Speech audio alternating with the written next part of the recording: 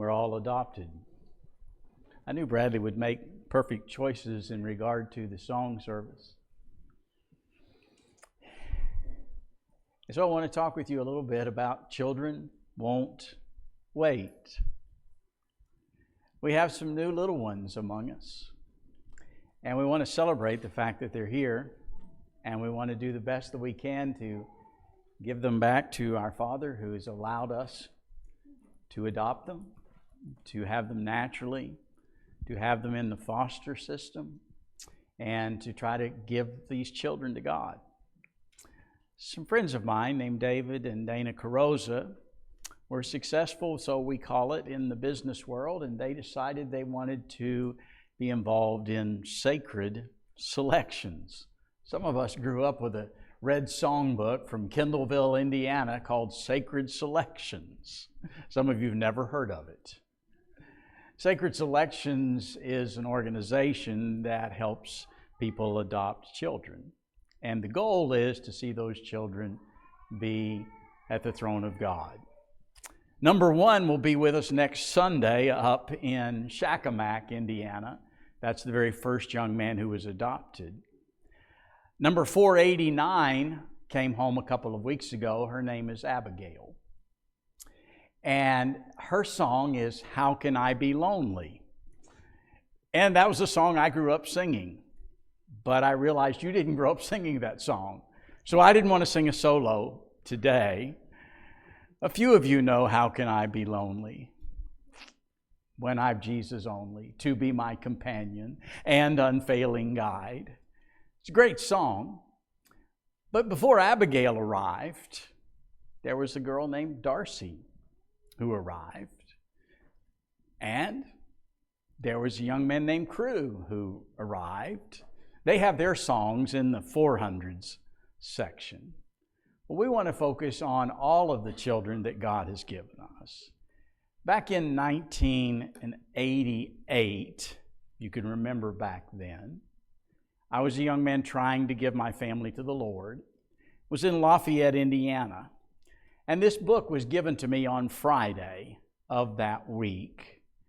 And I've held on to it. When I was at Purdue back in February, I carried this with me down to Purdue. When I was at Purdue. When I was in Auburn. Where was I? One of those university towns when I was in Auburn back in February. The lady who gave me this book said, among the things she wrote, she said, please allow me to encourage you to cherish every moment with your daughters. We just have 18 short years, and those days will be gone. You have so much to give, and there's so many of us who would take from you your time, your energy, your health, while partaking of your knowledge and goodness. Don't be slow to take your own advice. Be concerned, but not consumed. Love us all, but love first and best at home. That haunts me sometimes. I thought I saw Mike and Bev walking down the sidewalk last Sunday. It was somebody else. We have visitors among us today. We're delighted that you're here. All of us have been children. Some of us have children. And a lot of us have been adopted by our Father. If I understand correctly, Abba, Father, the way we would kind of say that is, dear Daddy. The relationship that God longs for with us is that we would be His dear, precious children. And so as Gwen read to us, Paul had that relationship with the Thessalonian brethren. He will call himself in 1 Thessalonians 2 both an imploring mother and father. And as he is concerned for his mother, as a mother figure for the Thessalonians, he has great love for them and wants them to know about God, their Father. So children aren't going to wait. We're going to blink our eyes and they're going to be gone. I'm not sure why it says 5 minutes old on the slide there. But I know David and Dana used that in their presentations. You might recognize somebody in the picture there. I'm thinking of Darcy, of course. And as you think about when Crew came and how little he was. And then now Abigail and how little she is. But I want us to focus on dads. I want us to remember that Lillian came to us on February the 18th. Do you remember? Do you remember when Lincoln came on April the 16th? They came to us by natural birth, but they came to us. Some of their parents are away on vacation today. Well, there's also another young lady that we have been blessed with named Alyssa. And Alyssa is one who's cared for by Brandon and the Simmons family. And so what she asked for was to pray for her, that the legal system and DHR make decisions that are in her best interest. That's what Brandy asked for us to pray for Alyssa. She's delightful. I hope you get to know her. So children are a heritage from the Lord. Josh Hudson reminded me of this on Friday as we visited. Behold, children are a heritage from the Lord, the fruit of the womb, a reward. Like arrows in the hand of a warrior are the children of one's youth. In his prayer, Josh made that point, that help us as fathers to use our children as arrows. You know what you do with arrows? You shoot them. I don't know if that's the right archery term or not. But you take aim at a target and you plan that arrow to hit that target. These are warrior children. These are warrior children of a warrior father. And who is it that is our great enemy that is at target? We are training our children to fight the devil.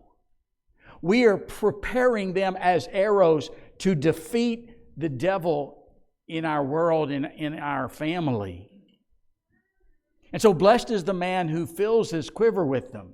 He shall not be put to shame when he speaks with his enemies in the gate. Your kids are the arrows that God gave you to defeat the enemy.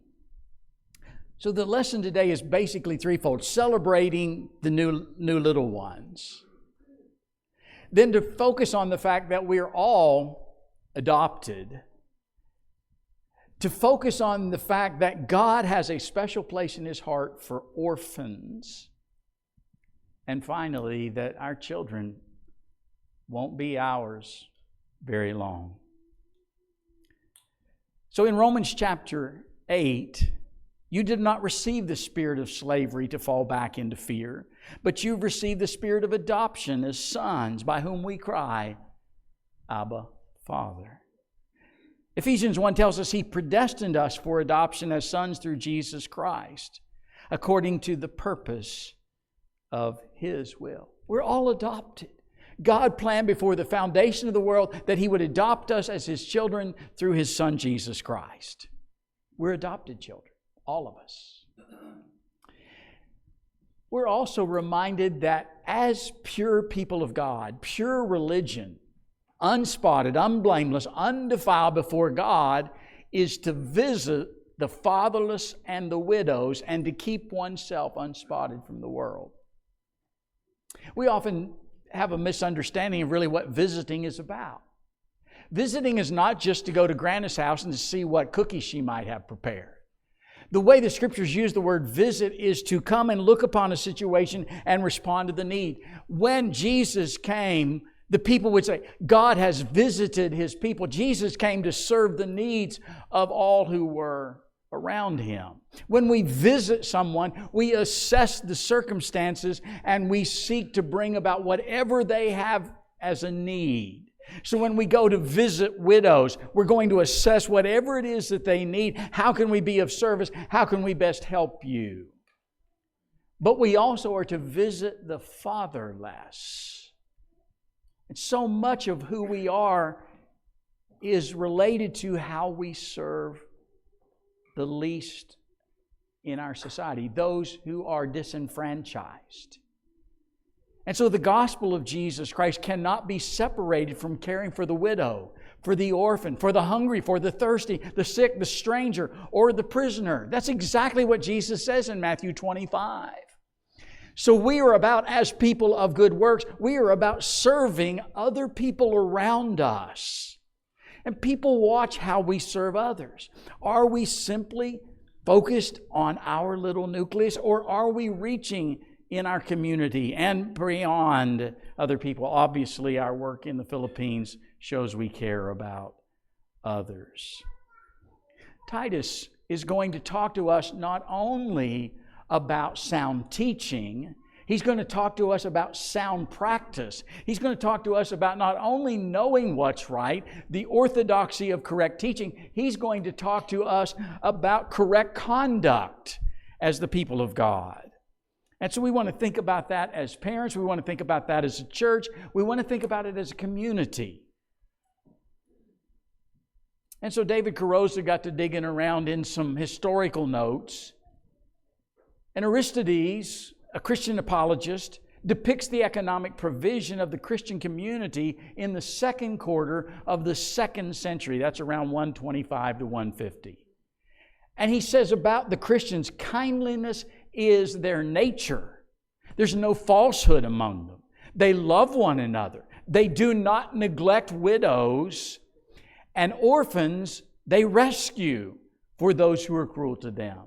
The people of God in the 2nd century were known for their care for the widows. They were known for their care for the orphans. That's what was obvious to people who looked at them and watched them. Every one of them who has anything gives ungrudgingly to the one who has nothing. That was the culture of the people of God, early 2nd century. And this had a tremendous impact, and those who were trying to destroy Christianity could not undo the good that they saw in the conduct of the Christians. So God's people are about protecting orphans. I want to read some passages to you and try not to overwhelm you with the 40-some passages in the Old Testament about this. But Deuteronomy 10 verse 18 says, He executes justice for the fatherless and the widow, and He loves the sojourner, giving him food and clothing. Have you noticed that there's been a recent invasion in Athens of people of darker skin than you? I didn't pick up on it until David Harrington drew my attention to it. They speak some sort of Creole French. They're not Hispanic in that sense, but they're from Haiti, and they've been delivered here. Have you noticed? Have we spoken to them? I've not, to my own shame. They've walked Marion Street, and I have not reached out to them. I need to do better. But God was concerned about people like that. God was concerned about the sojourner who may have been looking for something better and came to the land of Palestine to find it. Deuteronomy 14:29 says, And the Levite, because he has no portion or an inheritance with you, and the sojourner, and the fatherless, and the widow who are within your towns, shall come and eat and be filled, that the Lord your God may bless you in all the work of your hands that you do. At Auburn, and possibly here, and possibly other places, when a group of deacons were getting together, they were struggling to come up with the names of the widows in the congregation. A young man told me recently here in this area, I want to be a preacher. I said, bring me the names of 5 widows where you go to church. The widows. their husband's dead. There's several of them among us. Do we know their names? Do we pray for them? Do we see, what is it that you need? How can we help? What act of kindness can we do? So when Job is on trial in front of his friends and he's appealing to God, he says these things about his relationship. He says, here's who I was. Here is who I am. Because I delivered the poor who cried for help and the fatherless who had none to help. Job said, I was concerned. I served the orphans. He had plenty to eat, apparently, before this devastation. Who have eaten my morsel alone? I didn't eat alone. The fatherless, hasn't he eaten of it? For from my youth the fatherless grew up with me as with a father, and from my mother's womb I guided the widow. Do you see his defense? His defense before God is, I was helpful to widows. I was helpful to orphans. That's pure religion. That's who the people of God are. In Ezekiel 22, father and mother are treated with contempt in you. The sojourner suffers extortion in your midst. The fatherless and the widows are wronged in you.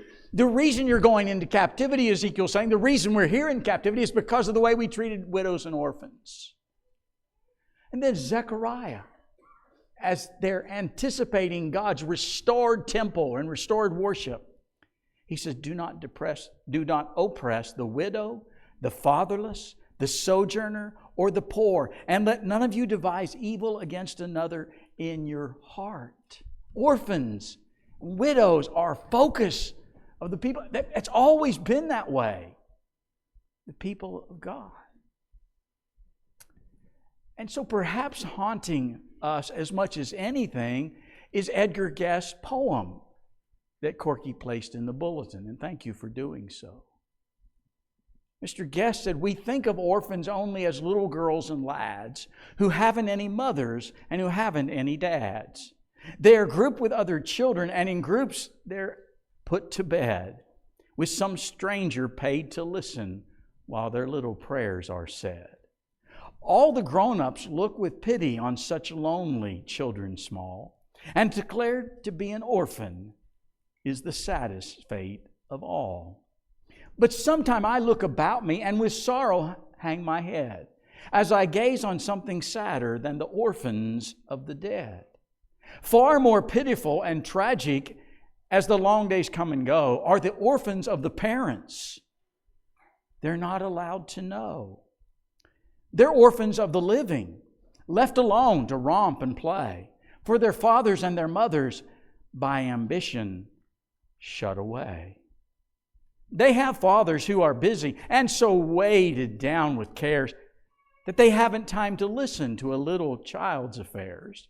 They have mothers who imagine life could give them, if it would, something richer, something better than the joys of motherhood. So their children learn from strangers, and by strangers' hands are fed. And the nurse, for so much money, nightly tucks them into bed. Lord, I would not grow so busy that I cannot drop my task to answer every question with that child of mine may ask. Let me never serve ambition here so selfishly, I pray, that I cannot stop to listen to the things my children have to say. For whatever cares beset them, let them know I'm standing by. I don't want to make them orphans till the day I come to die.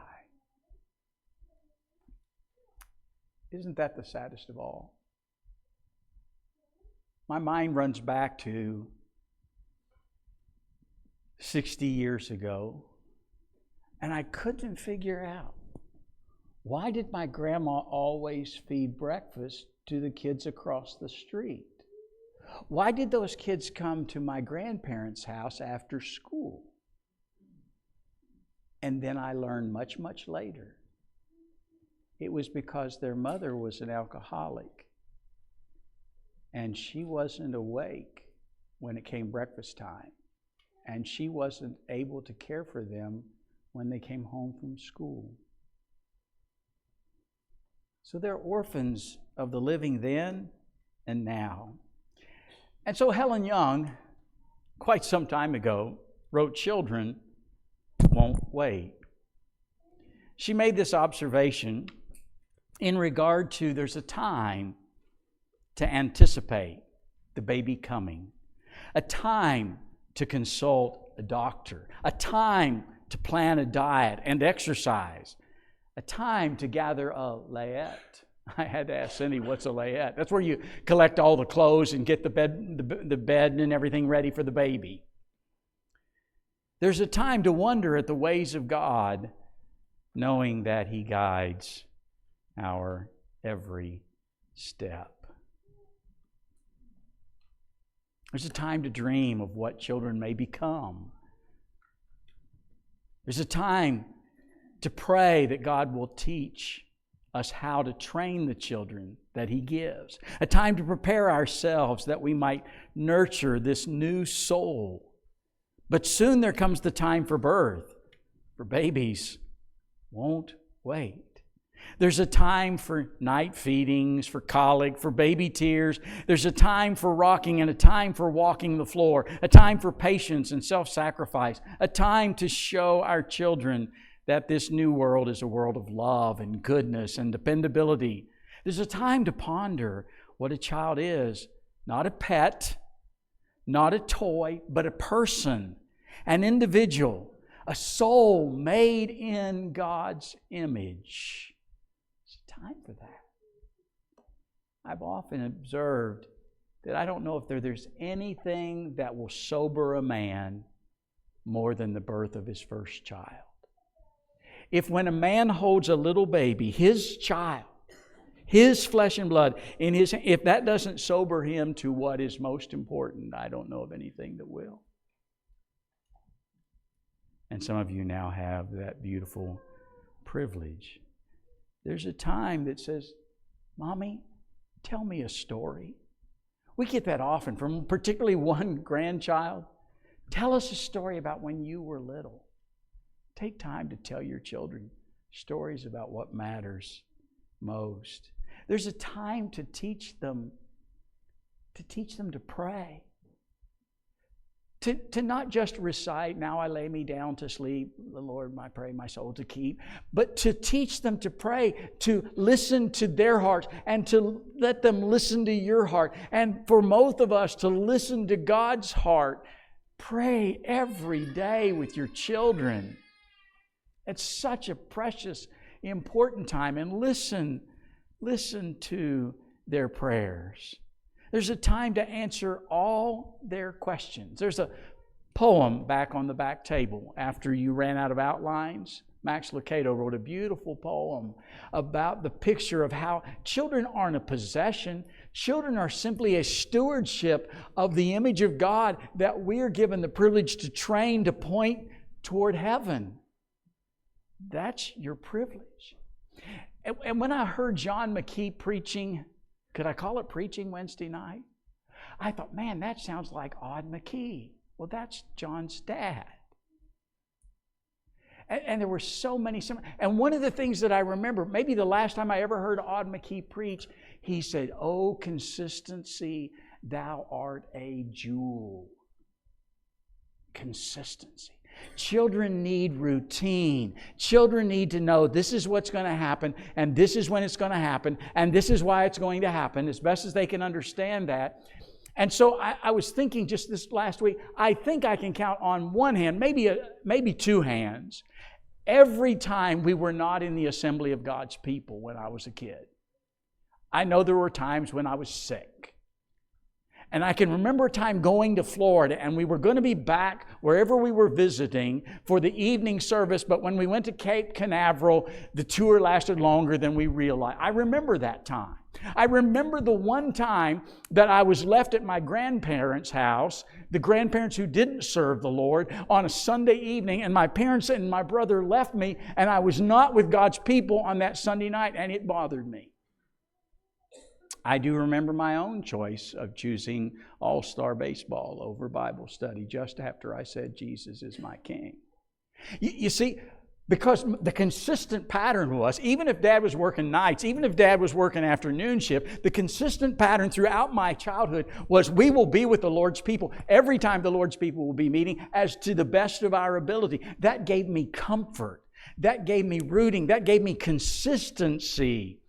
And so I'm going to plead with you moms and dads that whether you're on vacation, wherever you are, that the consistency your child needs to know the Lord and His people are going to be first in our life. And they can count to one. And that we are going to be with the Lord's people at every opportunity as is possible, obviously realizing there's some things we can't control. And so these just give roots to our children. The consistency that the people of God are important because God is important. And we want to be with them. And so there's going to be a time to teach them to obey. Obey. And the beauty of duty. That there's going to be chores. I don't know there's a random age, but if your kid is 2, if your child is 2, there are things they can do to help the family. And it helps nurture them if they are privileged to do those chores. That they're things that we do because we're part of the family. That's just a real blessing to your children to share those chores. I'm getting behind in the book. There's the time to point the way, to teach their infant lips to pray, to teach their heart to love God's Word, to love God's day. For children, don't wait. There's a time to sing instead of grumble, to smile instead of frown, to kiss away the tears and laugh at broken dishes. A time to share with them our best in attitudes, a love of life, a love of God, a love of family. There's a time to answer their questions, all their questions, because there may come a time when they will not want our answers.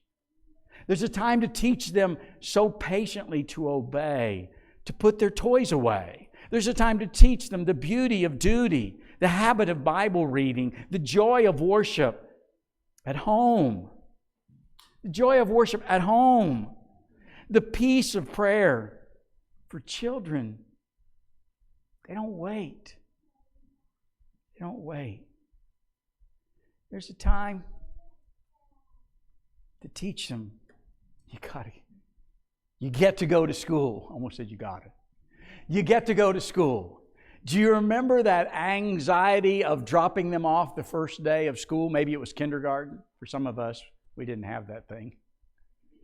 The first day that they got on the bus and they went, "Bye, Mom." And do you remember when they came home from school? One of the most critical hours of a day for a parent is when their children come home from school. Moms and dads, do you realize when a lot of the fornication occurs in the home of parents with teenagers? It's between the hours of 4 and 6. You know who's not home between the hours of 4 and 6?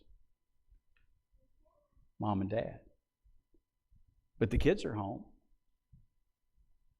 I used to see it as we would be playing basketball. As I dropped my newspaper, I wasn't getting my paper route done, confession. Dropped my newspaper bag so we could play a little basketball. The girls would be coming down the hill around the back through to the friend's house whose parents weren't home. When your little one comes home from school, they want to share everything that's happened for their day. They want to take a walk with you. They want to go on a bike ride with you. They want you to listen to them. And if mom and dad aren't home at that time, that is the critical hour when your kids need to share. They need to hear from mom and dad. Teach them independence and responsibility and self-reliance. You can do this. We often cripple our children by doing for them what they can do for themselves. There's a time to treasure every fleeting moment. Hold that little girl's hand. Give her a hug. Help her to know that you love and cherish her and that she is beautiful. And to help your sons to be providers and protectors of those who are vulnerable. So the haunting thing at the end of the book is an hour of concern today may save years of heartache tomorrow. The house will wait. The dishes will wait. The new room can wait. But children don't wait. There'll be a time when there will be no slamming of doors, no toys on the stairs, no childhood quarrels, no fingerprints on the wallpaper. Then we may look back, we pray with joy and not regret. There'll be a time to concentrate on service outside our home, on visiting the sick, the bereaved, the discouraged, the untaught, to give ourselves to the least of these. Moms, there is so much you want to do right now for everybody else. Please feel the fulfillment that God gives you as a mother. This is going to be the greatest privilege of your life to give your children to the Lord. There are needs for the widow. There are needs for other people. And you have needs outside of the home. But give yourself first and best to your own children. Dads, there's so many things weighting you down. There's so many things that are pressing on you. There's so much work that you have to do. But don't miss your children's childhood. Remember, children won't wait. Do not exchange your children for a mess of stew called social position or business success or professional reputation. I think it was John Maxwell who said that success needs to be measured by the people who know you best. People who know you best are your family. And if they say you're a success, that's what matters more than what any corporation might ever say about your success. So baptism is your birthday into Christ. That's a day of adoption. It's a day of celebration. This picture is taken of a lake in the Ukraine. I don't know who the man is who's baptizing that young man. But that's your adoption day. It's a very important day. But Solomon tells us that the day of death is more important than the day of birth. And so we all want to remember the day our child was baptized into Christ. But we also want to remember that there's coming a day when our child is going to leave this world. And our success and their success in this regard is going to depend upon where they spend eternity. What's the answer going to be? Having shared this, this is not designed to heap guilt on anybody. I hear some of you say, "Oh, I wish I'd have heard that 50 years ago." I think I did hear some of this stuff 50 years ago. I think I heard preachers talk about how important family is. I think I can still see the tears of James R. Cope screaming down his face in the little town of West Virginia where I grew up, pleading that home is foundational. I think I heard that stuff. I think I knew 50 years ago that being a father who pictured God to his children was the most important thing I could do. I think we heard that stuff. And I'm asking young people 50 years later to hear that and to seek to honor God and do your best, knowing your children are going to make their own choices. Seek your best to give your children to God for the rest of eternity. If you've not yet experienced that adoption day where you've been baptized into Christ, today's a great day to do that. But we are more concerned with your long-term trajectory. But it starts today when you make Christ King of your life. If you're not yet in Christ, we would invite you to come to Him as we stand and sing.